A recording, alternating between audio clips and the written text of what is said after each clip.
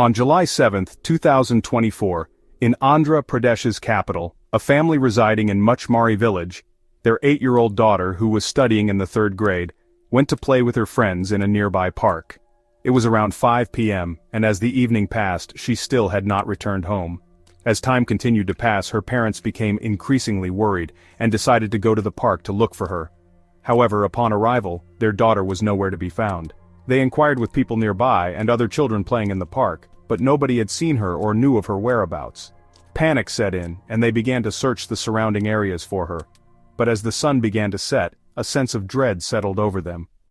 After a lengthy search, they, along with other family members and neighborhood residents, went to the local police station to file a missing person report. Given that the case involved a young child, the police immediately launched a search operation, focusing their efforts on the areas surrounding the home and the park. In cases of missing minors, time is a crucial factor. Consequently, the girl's family and other villagers also joined in the search effort. But despite everyone's efforts, no clues or witnesses surfaced. By July 10, 2024, more than 2 days had passed, yet despite pushing their human capacities to the limit, no leads had emerged. At this point, a dog squad was called in, marking a turning point in the case. I'm Shashwat, and you're watching. The sniffer dogs in the squad are specially trained to detect and trace human scents. The police asked the girl's family for a piece of her clothing to allow the dogs to familiarize themselves with her scent.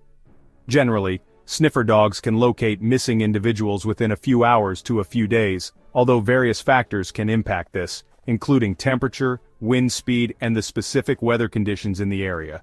For example, if the weather is particularly hot, human scents tend to dissipate quickly or rise too high from the ground due to the heat, making it more challenging for the dogs to detect.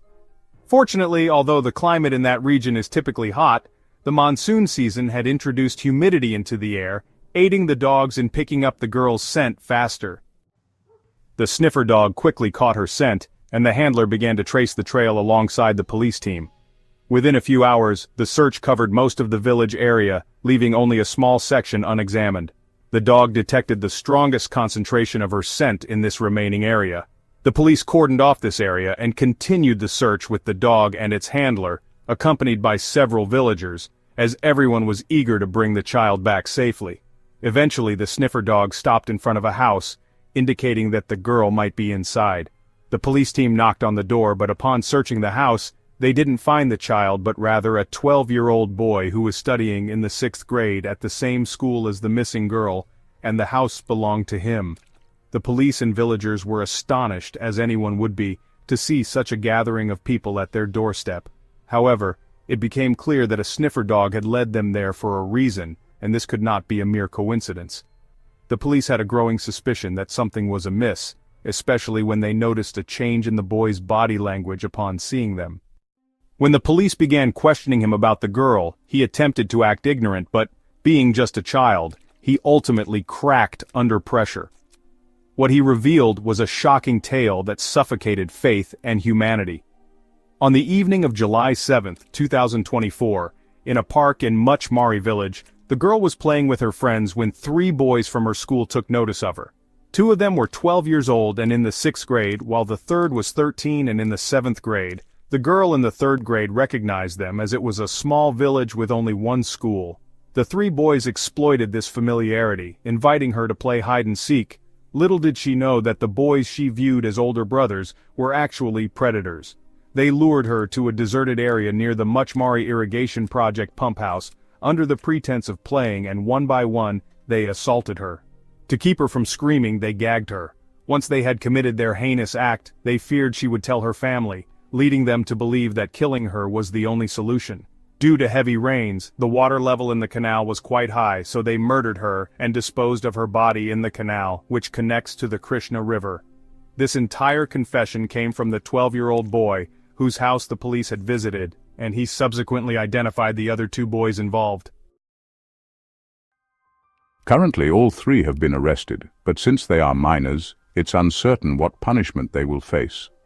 They might be sent to a juvenile detention center, as there are no harsh punishment laws for their age group. However, a family has lost their daughter, and her siblings are in deep distress, likely unable to comprehend what their sister has gone through. As of July 11, 2024, the girl's body has still not been recovered.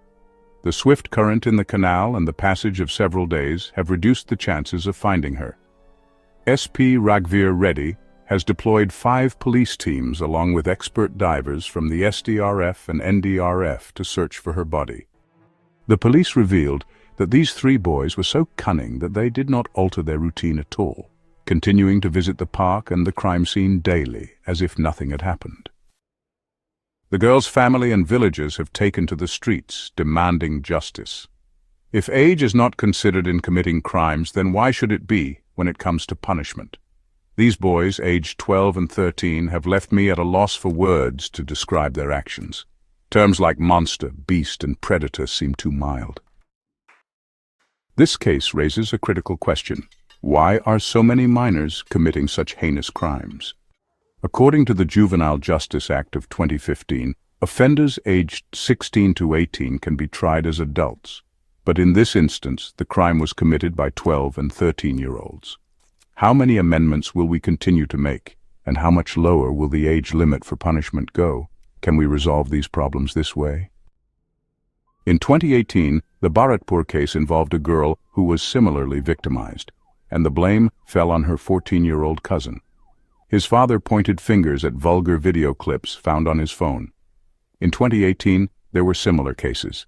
In India's Nagaon district, 2 of the 3 culprits were minors aged 11 and 12, and 1 was even related to the victim. There are numerous cases like these, and their frequency continues to rise every year. As for the reasons behind them, people point to various factors, each valid in its own right. The minds of young children are like soft clay that can be molded into any shape.